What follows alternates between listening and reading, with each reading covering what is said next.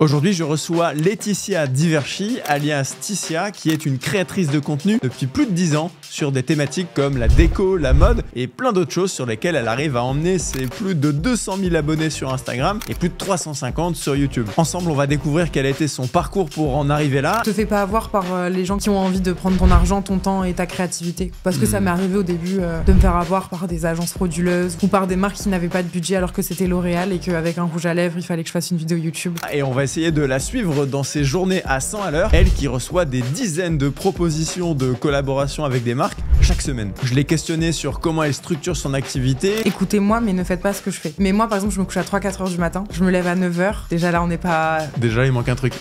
Déjà, on n'est pas ouf. Ok. Voilà. Donc je dors pas beaucoup, je travaille de mon lever à mon coucher. Et comment elle organise sa création de contenu sur ses différents réseaux? En fait, ça va pas te faire aller plus loin. Parfois, il faut peut-être plus le bon contenu au bon moment, plutôt que, voilà, moi j'ai tendance à vouloir être partout. Bah, peut-être pour finir nulle part, c'est pas intéressant. Waouh. Voilà, punchline. Pour comprendre à quoi ressemble le quotidien d'une influenceuse avec une telle communauté. Que vous connaissiez déjà Ticia ou pas du tout, je suis absolument certain que cet épisode va vous apporter quelques pistes pour devenir un meilleur créateur de contenu. Alors bonne écoute à vous. Bonjour à tous et salut Ticia, merci à toi d'être parmi nous aujourd'hui. Salut. Comme tu le sais, je te disais juste avant, le but de ce podcast, c'est de parler de toi, d'en savoir un petit peu plus sur ton parcours en tant que créatrice de contenu. Et le but du jeu, c'est que les gens qui nous écoutent, qui sont soit eux-mêmes des créateurs de contenu, soit des gens qui auraient envie de le devenir, du moins qui s'intéressent à cet écosystème, repartent avec quelques conseils, quelques inspirations de justement ton parcours. Je vais faire de mon mieux. Trop bien. Écoute, ce que je te propose pour commencer, c'est qu'il y a peut-être des gens qui nous écoutent qui ne te connaissent pas. Donc je vais te laisser te présenter, si ça te va. Ok. Eh ben moi, c'est Laetitia, j'ai 28 ans, j'habite à Lille, créatrice de contenu depuis 10 ans maintenant.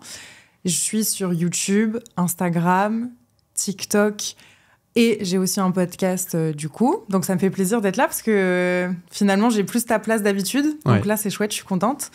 Et voilà, ça fait 10 ans que je fais ça, que je suis à mon compte. Je suis passée aussi en société il y a 3 ans, blabla. Bon, bref, ça, on verra peut-être un peu plus tard s'il y a des questions autour de ça. Mais voilà, créatrice de contenu à plein temps, c'est mon métier à plein temps depuis 7 ans, on va dire, à peu près, je pense. Okay. Un peu moins, 6 ans. Et voilà, ça se passe super bien et je suis trop contente. Il y a plein d'opportunités, j'ai eu la chance de faire plein de choses grâce à mon travail et je suis hyper reconnaissante et j'espère que ça va aller loin, voilà. Trop bien, bah, tout ce qu'on te souhaite. Après, merci. C'est ce qu'on dit souvent, plus les choses datent d'il y a longtemps, plus il y a de chances qu'elles durent. Enfin, c'est pas un succès qui date d'il y a 2 semaines, donc il y a peu de chances que ça s'écroule du jour au lendemain. En tout J'espère. Cas, évidemment, tout ce qu'on te souhaite. Et ouais, pour préparer l'épisode, évidemment, j'étais sur ta chaîne YouTube et regardé les plus vieilles vidéos non. Et je me suis dit, oh là là, ça a changé, etc. Aussi bien physiquement que dans le style. Enfin, forcément, les les humains, années tu passent vois, aussi. tout le monde évolue. Est-ce que tu peux nous raconter un petit peu qu'est-ce qui s'est passé dans la tête de je sais pas si je peux dire Laetitia ou Ticia, tu préfères comment? Peu importe, en vrai presque tout le monde m'appelle Ticia, que ce soit ma famille, mes potes, donc Ticia c'est très bien. Mais du coup, la création de ma chaîne YouTube, ça a été les débuts du coup de la création de contenu pour moi. Il y a 10 ans, le mot influenceur, créateur de contenu, ça n'existait même pas. C'était plus des passionnés qui partageaient ce qu'ils aimaient. Moi, à l'époque, j'aimais beaucoup, comme une meuf de mon âge, de 18 ans, en tout cas, on va dire, entre guillemets, les choses un peu classiques du lifestyle, donc la mode, la beauté. Mais ce qui m'a peut-être fait un peu me différencier, c'est que en fait, j'étais photographe à ce moment-là et que du coup, j'avais une super bonne caméra comparée à d'autres personnes. Parce que si on regarde ma première vidéo YouTube, alors bon, c'était un tuto pour cheveux avec un headband, mais j'avais une qualité sympa. C'est vrai, c'est ce que je me suis dit aussi. C'est pas tourné à la webcam. Voilà, c'est ça. Et je pense que ça a été un peu ma plus-value à ce moment-là. Et puis après, petit à petit, du coup, comme ça, j'ai évolué sans me prendre au sérieux et sans imaginer même me faire de l'argent. C'était plus par passion. Voilà, je m'ennuyais un été, je me rappelle. Je faisais des petites missions de photos par-ci, par-là. J'avais un bon appareil photo qui me permettait de faire de la vidéo aussi. Je m'en servais pas. Je me suis dit, mais j'adore YouTube. Alors pourquoi pas me lancer aussi sur YouTube. Mais voilà, je voulais me faire 3-4 copines à la base. Parce qu'il y a 10 ans, du coup... Effectivement, ce métier d'influenceur n'existait pas, ou en tout cas à peine. Tu avais déjà des modèles, des inspirations, des filles, ou peut-être même des mecs où tu te disais « Ah, trop stylé ce qu'ils font, j'ai envie de faire pareil ». j'avais pas forcément envie de faire pareil. C'est-à-dire, je consommais, mais je consommais à l'époque. Moi, c'était plutôt côté fille, du coup, Sananas, Enjoy Phoenix, Je ne suis pas jolie, ce genre de filles, Auria, etc., pour ceux à qui ça parlera. Côté garçon, c'était plus traditionnel dans le sens, c'était de l'humour beaucoup. Donc avec Yvick, Norman, Squeezie. Et encore Squeezie, pas tellement. Moi, c'est plus tard que j'ai appris à le découvrir. Mais voilà, il y avait des très, très gros, mais il n'y avait pas beaucoup de place pour des nouveaux. En tout cas, je crois qu'à l'époque, quand tu avais 100 000 abonnés, c'était déjà un truc de ouf. Aujourd'hui, 100 000 abonnés, c'est un peu plus random, presque. Et c'est terrible de dire ça, parce que c'est quand même énorme, 100 000 abonnés. Mais il y en a beaucoup plus aujourd'hui. Donc, c'est dur. Il y a la masse. Aujourd'hui, c'est... Voilà. Il y a beaucoup de volume, mais en tout cas, il n'y avait pas de personnes qui forcément m'ont donné envie. Mais voilà, comme je te dis, j'avais envie de me faire des copines. Donc voilà, je me suis lancée et c'est tout. C'est marrant que tu dises, déjà, il y a 10 ans, on se disait, c'est trop dur de percer sur YouTube, c'est saturé. Alors qu'aujourd'hui, 10 ans plus tard, ça l'est 100 fois plus, j'imagine. 100 fois plus saturé, oui. Tu dois avoir tous les jours des nouvelles créatrices, influenceuses popées de nulle part sur ton créneau. J'ai aussi l'impression que les gens, enfin en tout cas, aiment de plus en plus aussi ce contenu-là un peu niche ou un peu plus... Ça va être péjoratif même envers moi-même ce que je vais dire, mais sincère dans le sens où plus tu as une plus petite communauté, moins tu es aussi attiré par... Enfin, pas attiré, mais les marques viennent peut-être un peu moins à toi. Du coup, ton contenu est très... est sincère à 3000%. Et j'ai l'impression que je vais me taper les foudres des gens, mais c'est pas du tout ça. Mais on va dire que tu deviens beaucoup plus un produit marketing de communication quand tu évolues, quand tu passes un certain seuil. Et donc, forcément, tu dois aussi mêler... tes collaborations professionnelles, commerciales avec ton contenu perso. Et du coup, c'est un peu plus difficile. Et je trouve que du coup, on s'y retrouve un peu plus parfois dans des plus petits comptes. Moi, j'aime bien sur Insta suivre des filles avec des plus petits comptes. Après, je dis pas, moi et d'autres créateurs de contenu, on essaye de garder un profil qui soit assez réaliste et où on aime partager ce qu'on fait au quotidien et tout ça. Oui. Mais bon, t'as quand même des collaborations entre deux et qui parfois peuvent ne pas plaire aux gens. Parce qu'aujourd'hui, les gens ne sont plus dupes, on peut plus, les gens ne cachent plus, et tant mieux, parce qu'au moins, il y a de la sincérité, parce qu'il y a eu des débordements, tu vois. Mais c'est vrai que dans l'influence, voilà. Je trouve que moi, j'aime bien les petits profils, en vrai. Ok, intéressant. Ouais, j'avais prévu de te parler un peu plus tard, peut-être de la partie collab, etc. Et c'est intéressant ce que tu dis sur l'impact d'une pub, d'un contenu promotionnel, de ce que ça peut avoir sur ton audience, tes stats, ou ce genre de choses, ou simplement la relation avec tes abonnés, quoi, ce que les gens pensent de toi. Ouais. C'est vrai que forcément, en fait, plus tu as d'abonnés, plus déjà tu vas avoir de gens qui peuvent t'aimer ou pas, plus tu vas avoir des marques qui vont être intéressées, soit réellement par ce que tu proposes, soit par ton nombre d'abonnés. Donc c'est aussi à toi, en tant que créateur de contenu, d'essayer de garder une ligne directrice, un vrai fil rouge sur ton contenu, et de pas être trop attiré soit par l'argent, soit par les objets, par ce que tu peux recevoir, etc.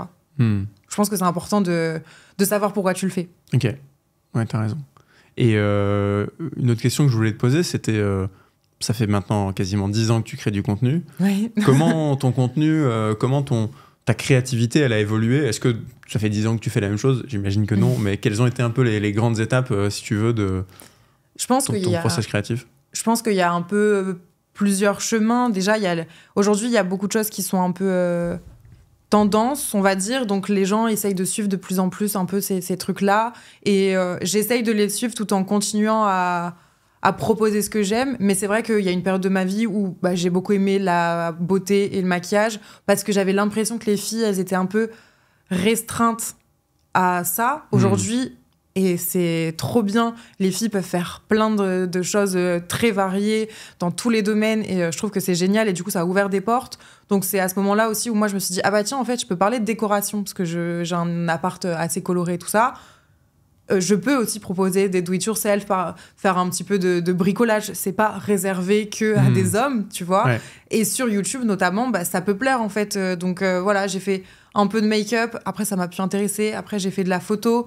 où ça m'a beaucoup plu, ça m'a permis de percer, entre guillemets, en tout cas d'avoir une notoriété grandissante. Et puis après, voilà, j'ai commencé à faire de la déco, mais ça a toujours suivi le fil de mes envies personnelles. J'ai jamais...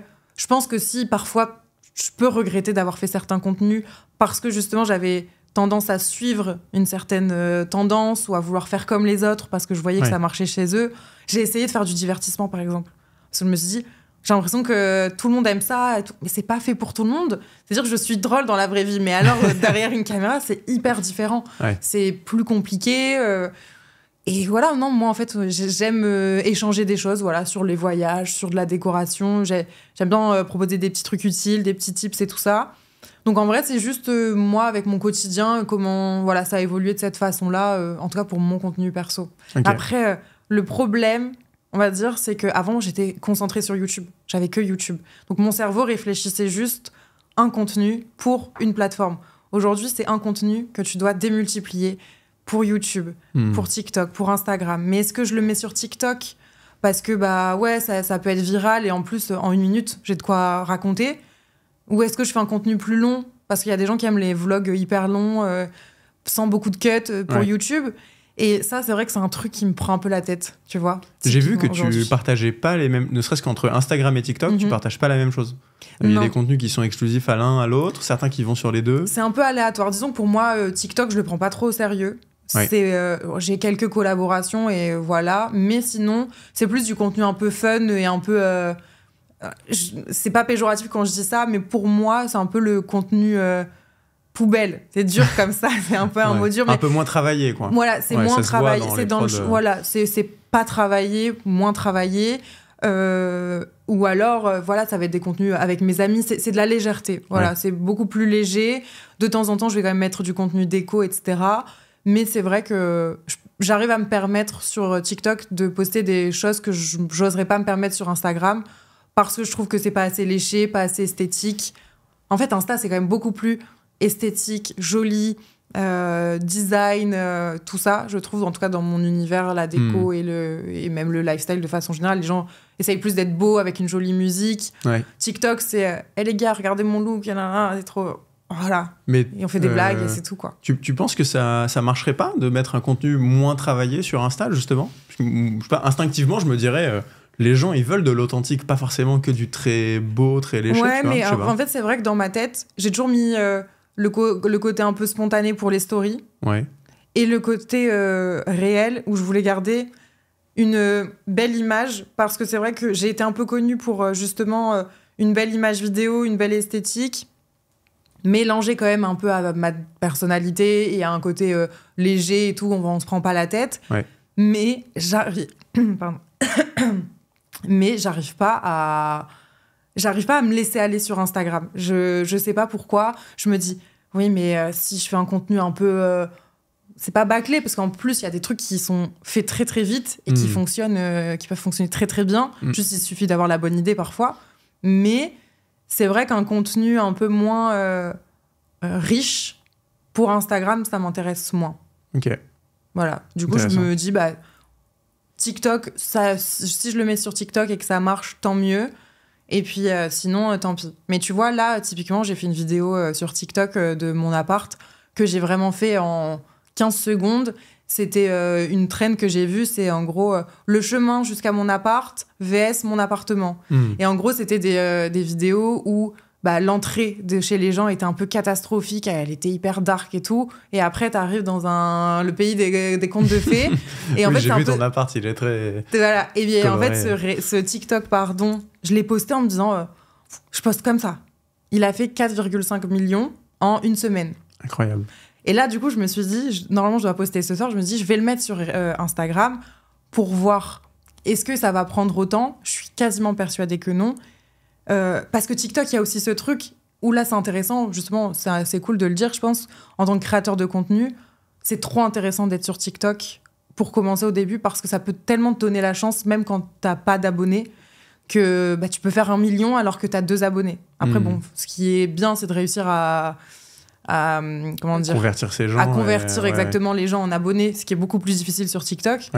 Mais au moins... je trouve que c'est assez flatteur quand une vidéo fonctionne bien, et ça te booste aussi à en faire d'autres. TikTok, c'est un peu le casino, quoi. Tu lances des trucs et tu sais pas trop, comme là, vidéo à 4 millions de vues, totalement inattendue. Exactement. Cet ego trip derrière qui Bah oui, qui c'est travaille. trop bien. Et puis moi, je suis trop nulle en stats. Alors par contre, ça, il faut pas me demander de conseils, etc. Parce que j'ai toujours été un peu en flux tendu, et puis j'ai jamais réfléchi à, ok, est-ce que les gens, ils vont plus vouloir ça, donc moi, je vais faire en fonction. J'avoue que je réfléchis pas trop comme ça. C'est peut-être un problème ou pas. Voilà, je sais pas, tu vois, c'est... Bon, t'as l'air de pas trop mal t'en sortir sans. C'est spontané, oui, mais bon, dans l'idée où en faire mieux, et puis peut-être aussi être un peu plus organisé dans sa vie, ça pourrait être sympa. Je parle de moi. Ok, ça marche. Mais bon. Et pour refaire un peu le parcours, l'historique, tu te souviens des premiers contenus qui t'ont fait percer? Est-ce que ça s'est fait progressivement, ou est-ce qu'il y a eu quelques coups d'éclat, on va dire, qui t'ont amené beaucoup de visibilité? Ça s'est fait assez progressivement, mais il y a quand même 3 vidéos marquantes pour ma chaîne YouTube. Il y a une première, c'est 5 idées coiffure pour la rentrée, un truc comme ça. Enfin, j'avais 18 ans, ça avait fait 1 million, c'était insensé pour moi. C'était trop cool. Après, j'avais fait un tag. Je sais pas si tu te rappelles de l'époque des tags sur YouTube. Non. En gros, c'était comme les Chubby Bunny ou les trucs comme ça, tu sais, où tu devais mettre plein de bonbons dans la bouche. Ah oui. Ça, c'était des... Il y avait des tags où, par exemple, tu répondais à des questions. Et là, en l'occurrence, c'était un tag sur les YouTubeurs, ça s'appelait. Okay. Et ce tag-là, en gros, c'est quelqu'un qui te taguait sur sa chaîne YouTube qui disait maintenant, c'est à Ticia de le faire. Oui, je vois, Donc moi, j'ai fait cette vidéo. Sauf que les questions, à l'époque, on n'était pas aussi... on faisait pas aussi attention à ce qu'on devait dire et tout ça. Et donc, il y a des questions, c'est quel est le youtubeur que tu ne peux pas saquer? Moi, à l'époque, ça y allait.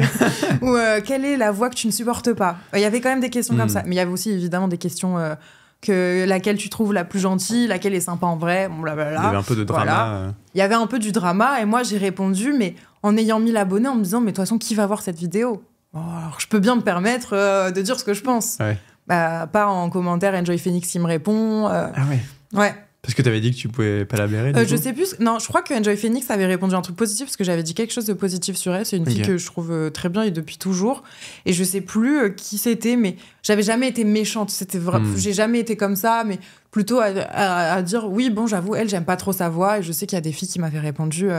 Et j'étais gênée parce qu'en plus, en vrai, c'est des filles que j'aimais trop. Ouais. Juste, bon, bah. Elle devait pas le savoir. Ça devait rester entre nous. Et voilà, donc c'est la deuxième vidéo qui a bien fonctionné. Et après, quand j'ai commencé à la photo, j'avais fait une vidéo sur des conseils pour réussir un autoportrait. Et ça, pareil, je crois qu'elle avait fait 1 million et quelques. Et qui, du coup, pour l'époque, est énorme. J'ai jamais refait ça autant de fois, tu vois. Donc voilà, à partir de là, ça avait bien marché.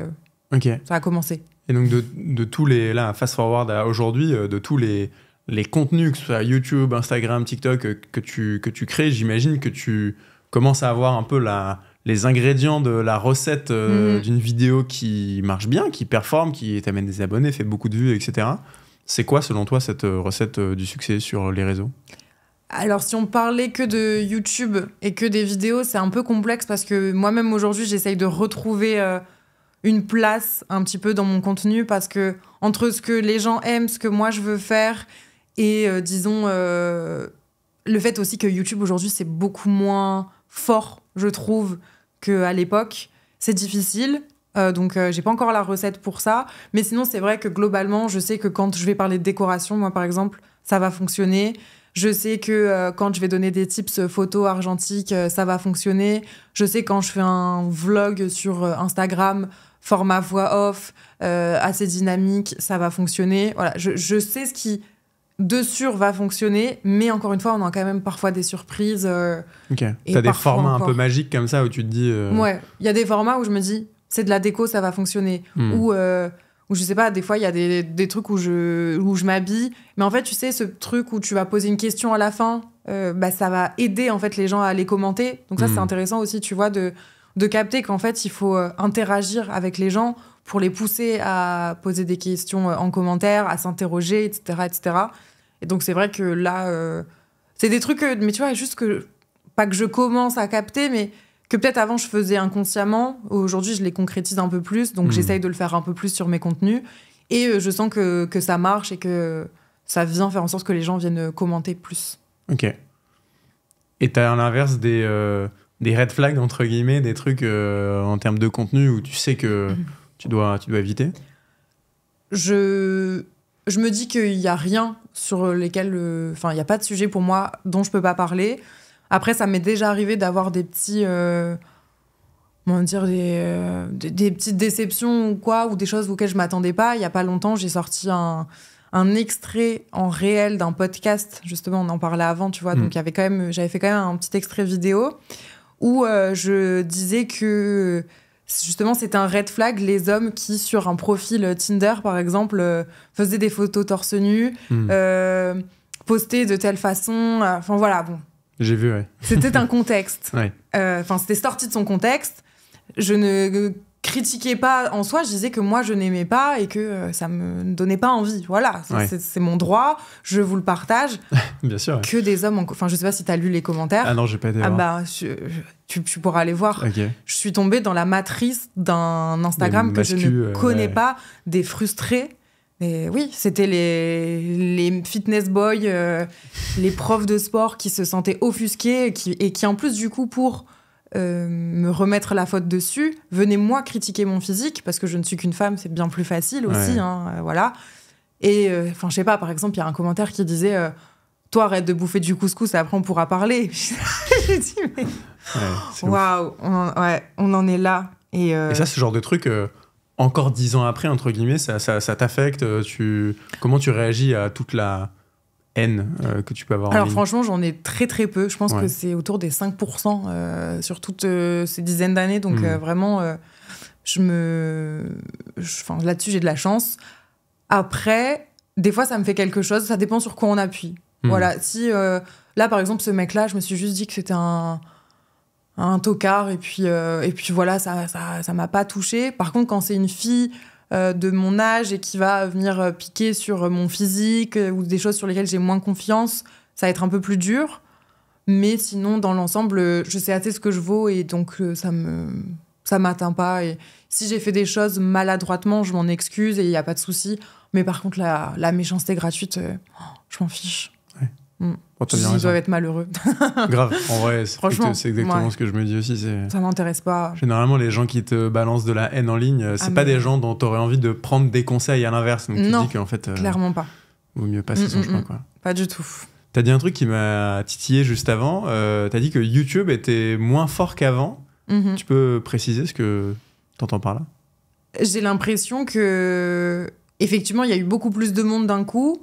Mais qu'en même temps, là, depuis quelques années, on va dire, on en est revenu à ce qu'on aimait un peu de base. Je sais pas, j'ai l'impression qu'il n'y a pas beaucoup de place pour les nouveaux, ou en tout cas pour ceux qui sont là. En fait, moi, j'ai toujours eu la sensation d'être un peu comme dans la classe moyenne. C'est-à-dire que je suis pas très connue, je suis pas connue, mais du coup, je dois toujours me batailler un peu pour ma place.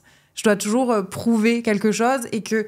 Bah justement, j'ai pas encore la recette vraiment magique pour que cette vidéo, elle cartonne forcément. Donc, j'ai des différenciations entre mes vues, tu vois. C'est pas toujours linéaire. Et ça va pas toujours être un carton.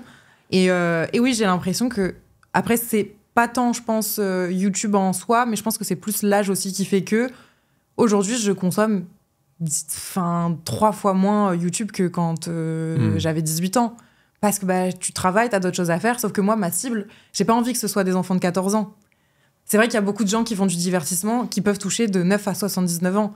Moi, aujourd'hui, si je parle de décoration colorée, que j'ai acheté mon appart, ça réduit quand même le champ des possibles et mes viewers.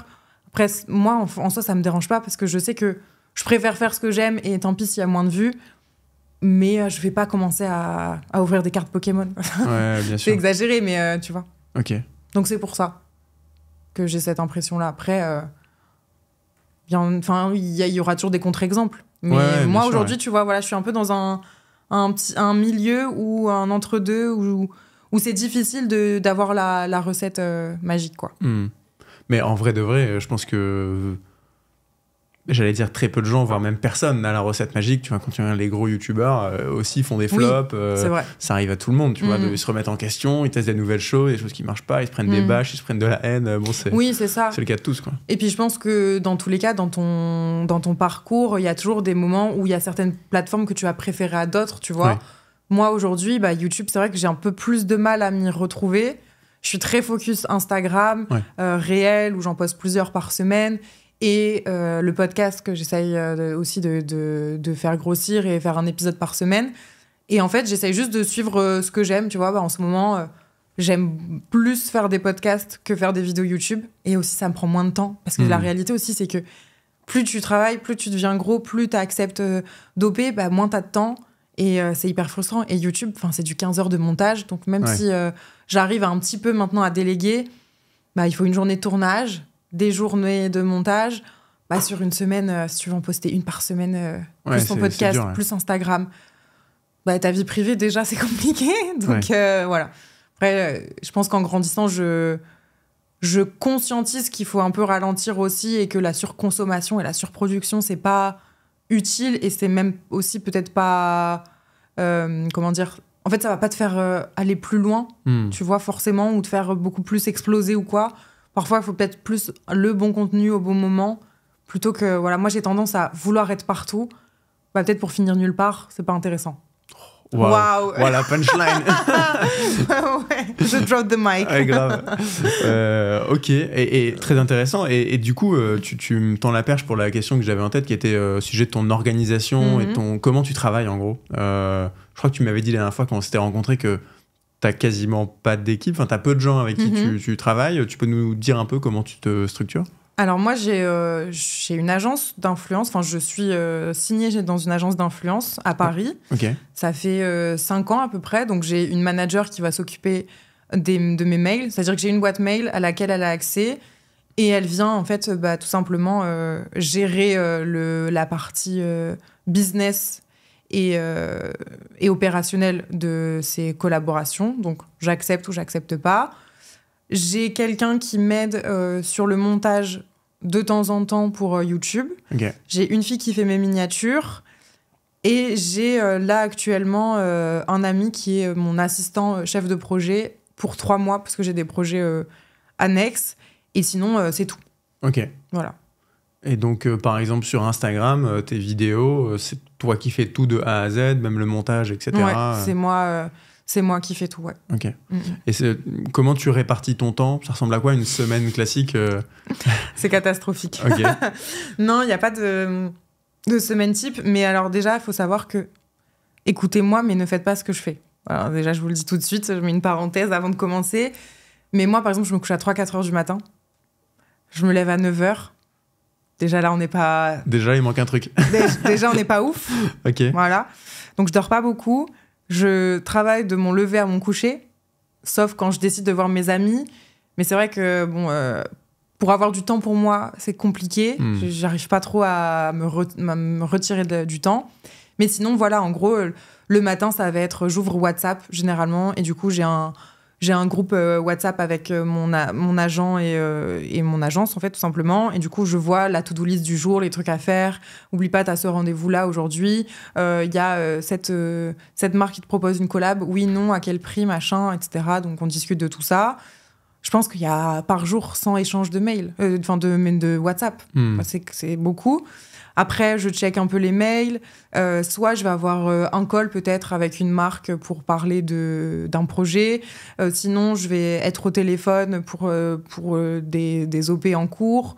Je vais devoir créer du contenu. Donc, soit je vais faire un réel. Je vais penser aussi à faire des stories un peu quotidiennes pour trouver des choses à dire aussi. Il faut quand même nourrir son contenu au-delà des collaborations. Et donc, je montre ce que j'aime, ce que je fais à manger...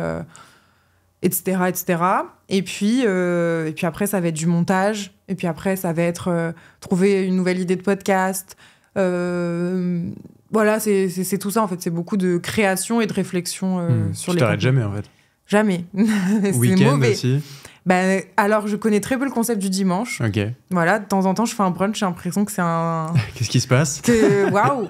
Non, mais j'en rigole, mais c'est vrai que c'est un gros problème aujourd'hui, parce qu'en vrai, moi, honnêtement, je suis très vite épuisée, tu vois, et puis, du coup, t'es épuisée physiquement, puis après, tu l'es moralement, puis après, t'es pas loin du burn-out. Donc, il faut quand même faire attention. Et je le dis là en me conscientisant aussi moi en même temps et en me disant oui, c'est vrai qu'il faut ralentir. Mais c'est vrai que dans ma vie, de façon générale, même avant l'influence, j'étais quelqu'un qui avait besoin de beaucoup travailler, de beaucoup donner. Je pense par peur d'être dans l'oubli ou abandonné, tu vois, sur plein de sujets un peu comme ça. Mais bon, c'est pas sain et il faut se dégager du temps perso, mais c'est vrai que c'est difficile. Je le passe avec mes amis, quoi, du coup, tu vois, mais c'est pas vraiment de la... Tu recharges pas tes batteries forcément de cette manière-là, quoi. C'est le problème des métiers passion, quoi, où t'es à 100% dans ton truc. Et si t'as un métier que tu détestes, c'est facile de déconnecter. Ah bah oui. Mais là, des vu fois, que t'es dans ton truc... Tu sais que j'ai déjà rêvé, et je sais que les gens qui sont dans cette situation ne me diront mais MDR, pas du tout, mais j'ai déjà rêvé de faire du 9h-18h.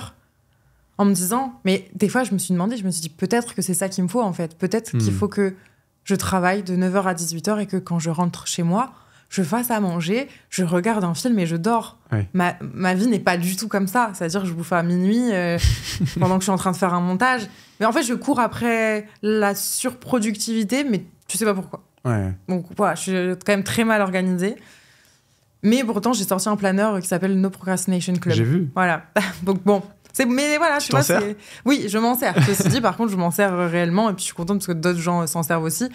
Mais bon, voilà, après, on est comme on est et ça marche quand même pour moi. Ouais. Juste, je pense qu'il y a toujours des améliorations à faire pour son quotidien, quoi. Je t'interromps 2 secondes dans cet épisode. Si tu apprécies la conversation et que tu as l'impression d'apprendre quelque chose, bah, moi aussi j'ai beaucoup appris et j'ai résumé par écrit tous les points clés de cet échange. Et si ça t'intéresse, je peux t'envoyer ça, je te mets le lien dans les commentaires. Et deuxième chose, toujours si tu apprécies cette conversation, j'ai vraiment besoin de toi, que tu nous laisses un avis sur Spotify, Apple Podcast, sur YouTube, laisser un commentaire, t'abonner, nous envoyer de la force, tout simplement parce que c'est grâce à ça qu'on peut avoir des invités d'exception pour faire de toi un super créateur de contenu. T'es passé par des phases où t'as eu envie de tout arrêter ? Jamais tout arrêter, mais plutôt des phases où je me suis fait peur pour ma santé. À me dire, ok, là... Attention. Pourquoi tu dis oui à tout ? Moi, je suis très FOMO, moi. Tu vois, fears of missing out, c'est vraiment moi, c'est la peur de rater quelque chose, l'incapacité à dire non. C'est de moins en moins parce que je crois que je grandis, je mûris et j'essaye de me prioriser, même si c'est encore très dur. Mais c'est vrai que j'ai trop dit oui à plein de choses, aux événements. Il faut être là tout le temps, partout. Et heureusement, Dieu merci, je ne vis pas à Paris parce que je pense que... Oh non. T'es un peu moins sollicité ou du coup c'est plus facile pour toi de dire non ? C'est plus facile pour moi de dire non parce que non, je suis à Lille, désolée, je serai pas présente à Paris. Ouais. Mais sinon, en tant que créateur de contenu, quand t'es lifestyle en tout cas, tu peux avoir quelque chose à faire tous les soirs. Ouais. Mais c'est pas sain. C'est pas sain ni pour toi, ni pour l'image. Et puis c'est que des gens en fait qui aussi beaucoup, alors pas tout, hein, mais c'est des gens qui sont intéressés par ce que tu renvoies, pas réellement par qui tu es. Donc en fait, t'es presque un chiffre, t'es presque... Oui, t'es pas invité pour tes beaux yeux, quoi. T'es invité parce que... pourvu qu'elle fasse des stories. Ouais, c'est ça, ouais. Et puis en fait, tu rentres chez toi à 23h. Et puis en fait, à quoi ça a servi d'aller là-bas ? En quoi ça a été enrichissant ? Bah non. Du coup, moi, je fais le tri aujourd'hui. Okay. Je suis à Lille, désolée, pas dispo. Et si vraiment j'ai envie, bah, je me déplace et je suis contente de me déplacer, tu vois. C'est des choix, maintenant. Ouais, bah t'as bien raison. Ouais. Faut faire le tri. Vraiment, je te jure. Trop bien. Et tu parlais de ton livre. Raconte un peu comment ça s'est fait, pourquoi t'as voulu le lancer, comment tu l'as fait. En fait, j'ai été approchée par une maison d'édition qui m'a dit écoutez, on aimerait bien faire quelque chose avec Ticia. On n'a pas encore idée de quoi, si elle a des idées, etc. Qu'elle n'hésite pas à nous proposer. Via l'agence, du coup ? Oui, enfin, ils avaient envoyé un message sur ma boîte mail, mais du coup, l'agence a géré la partie livrable et business, donc forcément, ils étaient aussi liés. Mais voilà, j'avais un peu carte blanche sur ce que j'avais envie de faire. Ils m'avaient quand même dirigé sur l'agenda de base. Et moi, j'avais dit, je n'ai pas envie de faire un agenda qui va toucher les 14-18 pour le collège, ça ne m'intéresse pas. Donc pourquoi pas faire plutôt un planeur d'organisation où du coup ça touche un peu plus les gens qui sont en activité ou tout du moins qui même en auto-entreprise ou même qui sont plus âgés, tu vois, à partir de de 20 ans et plus, quoi. Et du coup, on en est parti de là. Et l'idée, c'était de faire un objet autant pour essayer de s'organiser, mais sans se frustrer et sans jugement, etc. Tu vois, l'idée, c'était vraiment... je te donne ça pour essayer de t'organiser, mais si tu n'y arrives pas, c'est pas grave. Genre, tranquille. Genre, derrière mon planeur, c'est écrit... devant, c'est No Procrastination Club, donc le club de la non-procrastination. Et derrière, c'est écrit « Je le ferai demain, 3 petits points ». Donc, c'est un peu sous-entendu « c'est pas grave. » Genre, fais de ton mieux. Fais de ton mieux, et c'est déjà pas mal. Et en fait, c'est un message à moi-même aussi. Donc, en fait, je trouvais que ça faisait sens parce que moi, j'essaye d'être organisée, mais c'est toujours pas ça. Mais au moins, j'ai des outils pour. Et voilà, et à la fois, c'est un objet qui me ressemble parce qu'il est coloré. Et je voulais un objet qui soit un peu déco. C'est-à-dire que s'il traîne chez toi, il est beau, tu vois. Ouais. Donc, il voilà. est joli, j'ai vu. J'ai fait ça et trop contente. C'est cool. Trop bien, sympa. Et donc, ça, j'imagine que c'est une petite partie de tes sources de revenus. Et pour les gens qui nous écoutent, j'aimerais bien comprendre c'est quoi le business model d'une créatrice de contenu comme toi, comment tu vis, quelles sont tes différentes sources de revenus, si tu peux nous donner une idée. En fait, tu vas toucher de l'argent de plusieurs façons. La première et celle sur laquelle moi je touche le plus d'argent, ça va être les marques qui me proposent de créer du contenu pour eux, que ce soit sur Instagram, YouTube, etc., où ils vont te donner un budget et des livrables. Les livrables, c'est un réel ou alors une story ou alors un post ou une mention YouTube, une insertion dans YouTube, etc. Donc ça, c'est la plus grosse partie de mes revenus. Plus sur Instagram, moi. Donc sous forme de post réel ou story, généralement. C'est comme ça que je me fais le plus d'argent. Aussi parce que c'est là où tu postes le plus. Sur YouTube, c'est beaucoup moins régulier. Ouais, exactement. Exactement, et que la dose de travail n'est pas la même, donc ton budget n'est pas le même et tout ça. Donc voilà, sur Instagram, beaucoup. Après, sur TikTok, si tu fais des vidéos à plus de 1 minute, tu gagnes aussi un peu d'argent. Donc pareil, je gratte un peu d'argent de ce côté-là. Je fais pas d'affiliation, je sais que ça existe chez certains. Donc c'est quand tu mets un lien... imaginons, ce verre, je mets un lien vers le verre, je touche un certain pourcentage. Ça, je le fais pas, mais c'est possible aussi. Sur quoi d'autre je touche de l'argent? Sur le podcast, pareil, et sur YouTube avec les AdSense aussi. Donc, sur le podcast, au nombre d'écoutes, tu touches Ouais, je touche aussi de l'argent, mais c'est très très peu. Ouais. Mais j'ai aussi des collaborations avec des mentions sur le podcast, par contre. Donc ça, j'avais pas mentionné. Mais c'est vrai que ça vient de plus en plus. Ok. Voilà, en gros, je crois que c'est tout.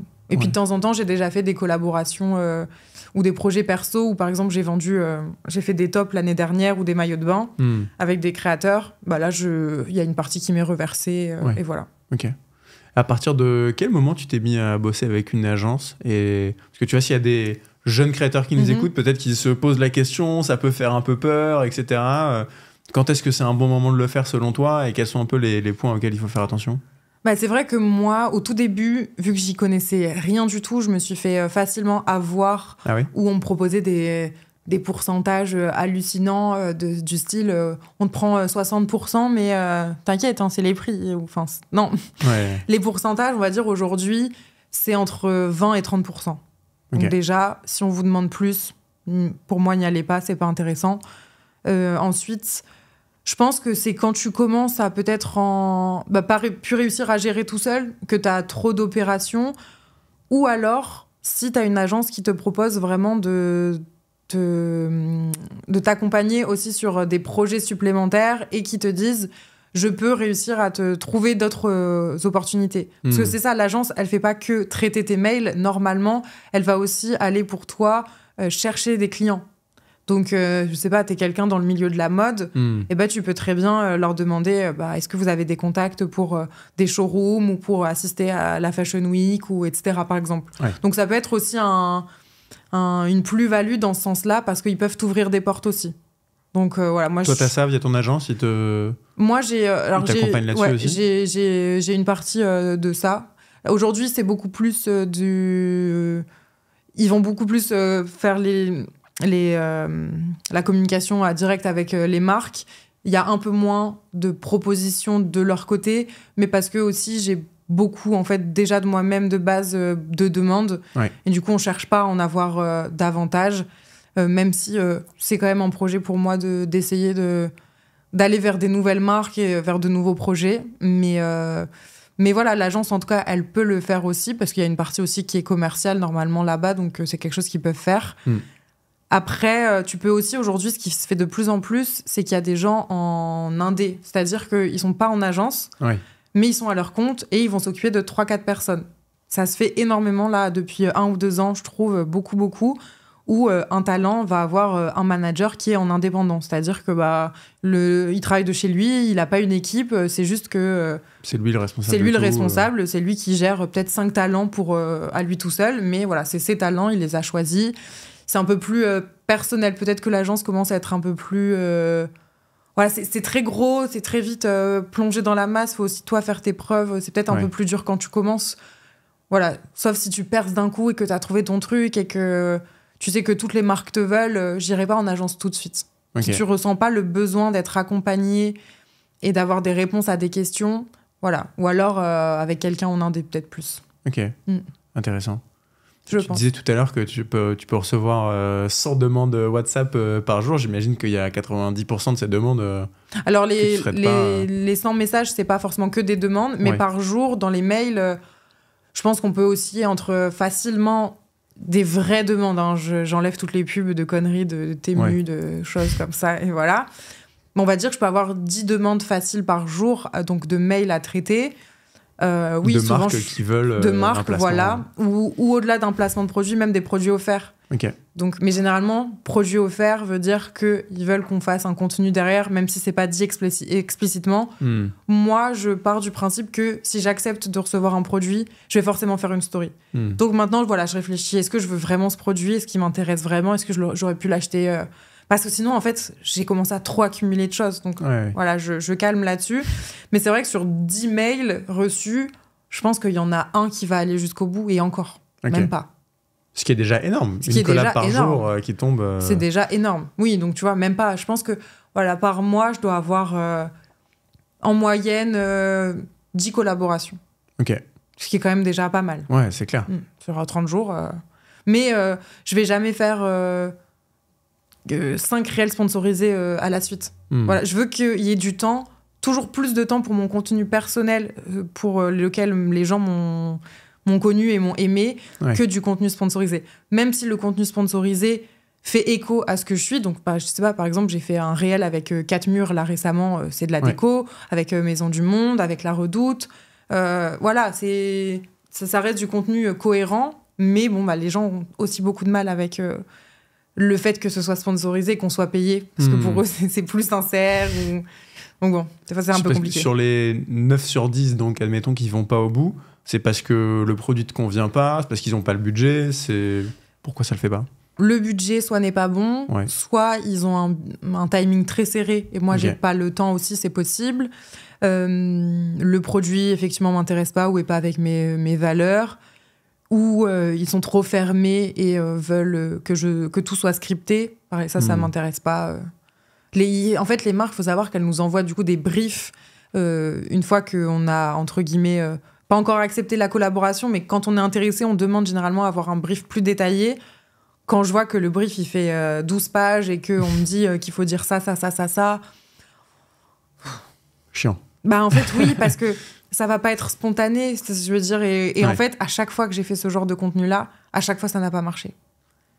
Donc, ça sert à rien. Ouais, bien sûr. Et il faut se dire, oui, peut-être que cette marque-là, elle voulait bien te payer, mais en fait, c'est pas ce que tu aimes et c'est pas ce que tu veux faire et c'est pas un produit que tu aimes et c'est pas en adéquation avec tes valeurs, donc non. Ça, c'est pas toujours facile. Surtout au début, j'imagine, quand t'es peut-être un peu en dèche, voilà, t'as au début, besoin d'argent. l'appel de l'argent, mais tu te rends compte, si je fais une story, je vais être payée autant, franchement... je peux la faire. C'est pas grave, si j'aime pas tellement, en vrai. Ouais. T'as su résister à ce genre d'appel Oh, j'ai fait des erreurs. Hein. Ouais. J'en ai fait. Des collabs que t'aurais pas dû faire. Oui, je pense. Rien de dramatique. Mais je sais pas, j'ai eu une idée en tête. Tu sais, il y avait à un moment donné les gourdes avec les trucs aromatisés sur le dessus. Ah oui. Air Up, les trucs. Ouais, exactement. C'est sympa, mais c'est gadget. C'est-à-dire que moi, j'avoue, j'ai fait ma collab, je m'en suis plus jamais resservie. C'est bien. Quand j'ai dit que je trouvais que ça avait... genre vraiment, t'as la sensation d'avoir le goût alors que c'est juste par le côté olfactif, tu vois. Ouais. Ça marche. Ça marche. Mais ces gadgets et payer 40 balles de 3 trucs pour mettre au-dessus de ta gourde, finalement, moi, je l'aurais pas acheté, en fait. Ouais, bien sûr. Donc pourquoi je l'ai fait? Je sais pas. Voilà, t'as un truc aujourd'hui, je sais que je le ferai plus. Ok. Et toi qui fais énormément de collabs, du coup, t'as des conseils peut-être à nous donner pour comment bien négocier un partenariat avec une marque quand t'es influenceur? Comment on fait? Ça dépend. Après, moi, j'aime bien quand il n'y a pas non plus trop de livrables, déjà, par exemple. Donc, c'est-à-dire, pour moi, par exemple, un réel et une story, voilà, c'est cohérent, c'est bien. Si je commence à me demander un post en plus, trop de contenu, je trouve que ça va être redondant et pas pertinent, donc ça m'intéresse pas. Mais sinon, quel conseil? C'est de toujours avoir déjà le brief avant de dire oui ou non. Parce que des fois, on est un peu hypé par le truc et ça peut être une marque trop cool. Mais en fait, les attentes de la marque sont trop précises, sont trop contraignantes aussi peut-être parfois. Dans ce cas, si pareil, ça va pas avec ce que toi t'aimes faire, je sais pas, une paire de baskets où on te dit qu'il faut que tu sois, pour moi par exemple, hyper sobre dans un intérieur minimaliste avec une lumière artificielle, c'est tout ce que je déteste. Donc, je vais pas le faire. Donc voilà, toujours faire attention à ce que la marque te demande. Est-ce que c'est bien lire en fait le brief, bien lire les livrables. Et puis après, il faut petit conseil aussi, c'est qu'il faut toujours demander plus que ce qu'on espère recevoir en termes d'argent. C'est-à-dire que si dans ta tête, pour la story, tu veux être payé 500 €, demande 1500. Comme ça, ils vont te dire... 3 fois plus carrément. Mais allez. Des fois, il faut être un peu fou. Et en fait, parfois, ça passe. Ouais. Donc, parfois, vaut mieux... Au pire, ils te coupent la poire en deux, t'as 1000 et t'as 2 fois ce que t'attendais. Exactement. Ouais. Voilà, ça, c'est le petit truc que moi, j'ai pas fait pendant très longtemps et maintenant, je comprends. En fait, j'avais toujours peur de me dire, mais je vais demander beaucoup trop et ils vont me dire non direct. Parce que ça m'est déjà arrivé aussi, par contre, qu'ils me disent... Ah oui, non, mais en fait, c'est complètement hors budget. Ou même carrément, ils te sortent d'autres influenceurs au même nombre d'abonnés ne me demandent pas ça. Oh, je m'en fous. Ouais. Je m'en fous, moi, c'est ça. Voilà. Et en fait, il y a quand même des marques qui, au final, m'ont dit non. Et puis, 6 mois après, elles sont revenues. Donc, faut pas se brader. C'est important. Moi, j'étais photographe, du coup, avant. J'avais tendance à beaucoup me brader parce que c'est un métier aussi où t'as toujours de la concurrence qui va faire des shootings à 50 €. Ouais, mais en fait, y a plein de choses qui iront pas dans ce shooting à 50 €, puis t'auras jamais le meilleur photographe à ce prix-là. Et puis voilà, donc ce sera toujours un truc bancal. Je pense que les marques, elles ont compris que il faut payer en fait pour avoir de la qualité et qu'on fait pas, on fait pas les choses mal, donc autant que ce soit carré des deux côtés. Par contre, tu vois, je sais pas si un petit créateur par exemple m'écrit, j'aime bien mettre en avant des petits créateurs. Généralement, ça m'est même déjà arrivé qu'elle me dise quel est ton budget. Et je vois, en fait, c'est une petite meuf, ses bijoux, ils sont trop beaux et tout. Mais ça fait 2 mois qu'elle s'est lancée. Mais même 1 000 €, je lui demanderai pas. C'est énorme pour quelqu'un qui vient de se lancer. J'écoute, je préfère que tu m'envoies un article que j'aurais choisi ou de ton choix et que moi, je fasse ce que je veux avec comme contenu et que tu n'aies pas d'attente et que j'ai pas de stress de poster à telle date et tout ça, mais que tu me payes pas. Plutôt que, en fait, tu vas me payer 1 000 €, je sais même pas si les retombées vont être suffisantes. Autant j'ai pas de scrupules pour les grandes marques et tout, parce qu'ils ont tellement d'oseille que de toute façon, ils savent même plus quoi en faire. C'est vrai, genre, limite, voilà. Mais voilà, en tout cas, les petites marques et tout, même quand des fois, ils ont vraiment du budget et tout, j'essaye toujours de faire en fonction de qui j'ai en face de moi aussi. Je pense que c'est important de pas se déshumaniser. T'as pas une grille de tarifs fixe, pareil pour tout le monde ? Ça va être fixe dans l'idéal, mais ça peut bouger, quoi. C'est pas du tout arrêté. Donc, comme des fois, j'aime tellement la marque, même si c'est une grosse marque, et qu'elle veut me payer une misère, je suis en mode, c'est pas grave. Je sais que de toute façon, j'en rêve. Respecte-moi. Je veux bosser avec eux. Donc voilà, j'ai déjà fait aussi quelques petites exceptions, juste parce que c'était trop bien, quoi. Ok. Ça dépend. Ok, intéressant. Et dans la série des conseils, si... t'étais face à la Ticia d'il y a 10 ans, ou peut-être qu'il y a la Ticia d'il y a 10 ans qui nous écoute, qu'est-ce que tu aurais envie de lui dire comme conseil pour une personne qui se lance dans ce parcours et dans ce voyage de la création de contenu ? En fait, je me suis toujours fait hyper confiance dès le début. Et du coup, j'ai pas trop de regrets qui fait que j'aurais un conseil vraiment à me donner, parce que je trouve que j'ai su prendre j'ai su ouvrir les portes qui m'étaient données de voir devant moi, tu vois. Mais qu'est-ce que je pourrais dire comme conseil ? C'est plus te fais pas avoir par les gens qui pensent... Qui ont envie de prendre ton argent, ton temps et ta créativité. Parce que ça m'est arrivé au début de me faire avoir par des agences frauduleuses ou par des marques qui n'avaient pas de budget alors que c'était L'Oréal et qu'avec un rouge à lèvres, il fallait que je fasse une vidéo YouTube. Voilà, tu vois, c'était des trucs comme ça. Ouais, ça, c'est des choses incroyables qui, je pense, se reproduiraient peut-être moins aujourd'hui. Oui, je pense qu'aujourd'hui, les gens ont trop... Même quand t'es juste un viewer de TikTok... Tu comprends, tu connais sais très la TikTok bien que money, tu connais tout. Tu connais tout le monde connaît. Tout le monde sait. Donc, tu peux plus mentir aux gens. Ok. Tu peux te faire avoir comme ça. Tant mieux. Ouais, c'est clair. Ah, le marché, c'est éduqué tout seul, en fait, sur le sujet. Ah ouais, complètement. Les gens... Alors, les gens fabulent en même temps aussi, tu vois. Il y a un peu deux côtés. C'est-à-dire que oui, effectivement, ils se sont éduqués de façon un peu même inconsciente. C'est comme ça, maintenant, on sait. Mais voilà, ça fabule encore, quoi. Enfin, moi, je le vois dans ma vie privée. Quand les gens me demandent... Enfin, ils me demandent pas, mais si, ils me demandent de ma façon maladroite, genre combien tu gagnes et tout. Ouais. Si je demande à un panel de 10 personnes en face de moi qui me connaissent à peu près ou qui me connaissent même pas, juste en disant ce que je fais, le nombre d'abonnés, il y en a qui vont me dire je pense que tu gagnes 1 500 €. Il y en a qui vont me dire 100 000 €. Ouais. Enfin, c'est fou. C'est-à-dire que c'est vraiment... Enfin, je veux dire... Ça reste un monde très opaque, en fait, où les gens savent pas trop... Voilà, aujourd'hui... Pour une story, combien ça coûte, etc. Le boulanger, tu sais à peu près combien il gagne. Le comptable, Ouais. tu sais à peu près combien il gagne. L'influenceur, tu ne peux pas savoir. Parce que, encore une fois, quand même, aussi, les gens mettent les prix qu'ils veulent. Et parfois, il y a aussi des gens qui sont très, très niches. Certes, ils vont avoir que 30 000 abonnés, mais... Enfin, c'est déjà très bien, mais on va dire c'est de la micro-influence. Et ils vont être quand même super bien payés parce qu'ils proposent un contenu que personne d'autre ne fait. Donc c'est ça aussi, des fois, tu peux vendre ta plus-value artistique et pas que ton nombre d'abonnés. En fait, on te choisit pas que par rapport à ton nombre d'abonnés. Bon, certaines marques, oui, mais pas tous. Oui, bien sûr. Ouais. Oui, et d'autant plus qu'il y a aussi beaucoup de créateurs qui gagnent leur vie de manière très différente de toi, qui fait que des collabs. D'autres, ça va être... ils vont vendre des services ou ils sont dans l'immobilier et donc c'est des trucs qui n'ont rien à voir, etc. C'est vrai. Et c'est vrai que, j'ai aussi eu le cas de gens qui m'ont dit t'as 100 000 abonnés, un tel il a 100 000 abonnés, il gagne autant, donc toi c'est pareil. Bah non, en fait, ça n'a rien à voir. C'est vrai que ça marche pas comme ça. Chacun est vraiment unique. Ouais, c'est vraiment propre à chacun pour le coup. Ouais. Mais même dans le milieu, nous, à part si c'est tes amis, etc., et donc tu captes un peu combien ils se font ou quoi, j'arrive pas à me dire combien font McFly et Carlito, combien gagne Enjoy Phoenix, parce qu'en plus elle a plusieurs projets elle à côté, plusieurs boîtes. On n'en sait rien. Et puis je m'en fous, moi, pour le coup. Mais voilà, c'est vrai que même nous qui sommes dans le même milieu, on n'a pas forcément réponse à ces questions-là non plus, quoi. Ouais, bien sûr. Ça reste très opaque pour tout le monde, en fait. Ouais. Ok. Et on a parlé à Laetitia d'il y a 10 ans et Laetitia dans 10 ans. J'aimerais bien que tu me racontes, c'est quoi tes projets un peu pour l'avenir plus ou moins proche? Tu disais tout à l'heure que tu bossais sur des trucs dans l'assistant et tout. Qu'est-ce qui t'attend? Alors, c'est vrai que dans l'influence, j'ai fait des petites collaborations avec des marques, on va dire, de co-création, par exemple, qui étaient très chouettes. Mais aujourd'hui, j'ai vraiment envie de faire des choses de moi-même.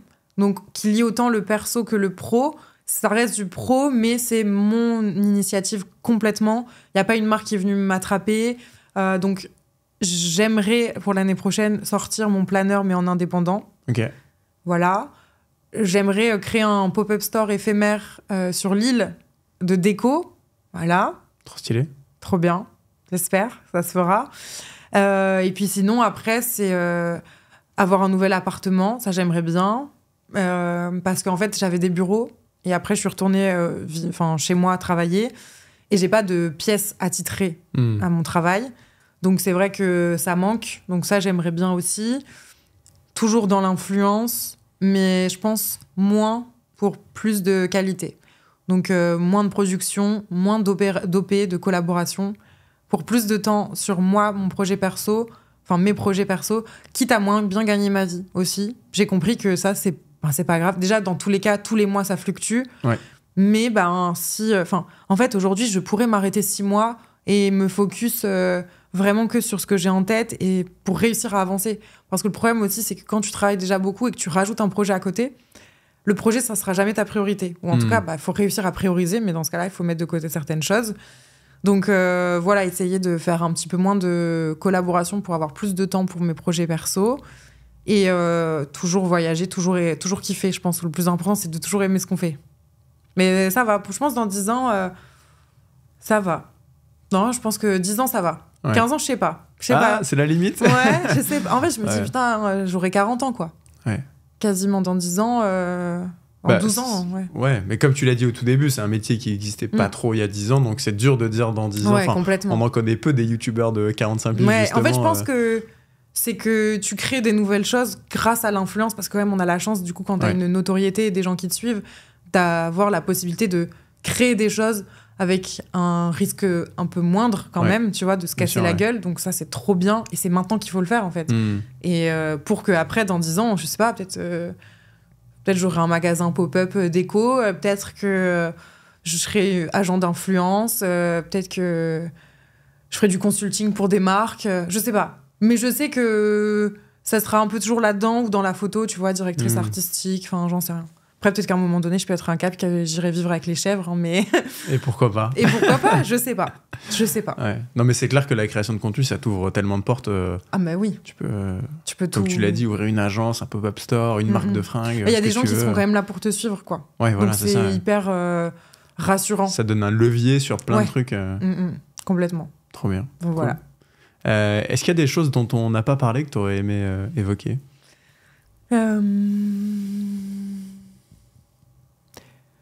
Pas forcément, je dirais juste que c'est un métier, je pense on a souvent l'impression que c'est un peu facile, que c'est un métier, elle prend deux stories, elle fait une photo, enfin combien de fois je l'ai entendu. Je pense que quand t'es vraiment hyper motivé et hyper investi, peu importe le métier, bah tu mets du cœur à l'ouvrage et tu mets beaucoup de ton temps et d'investissement, et donc je pense qu'il faut pas renier les gens de l'influence. Je trouve que c'est encore un métier qui est un peu sous-estimé et par son travail et par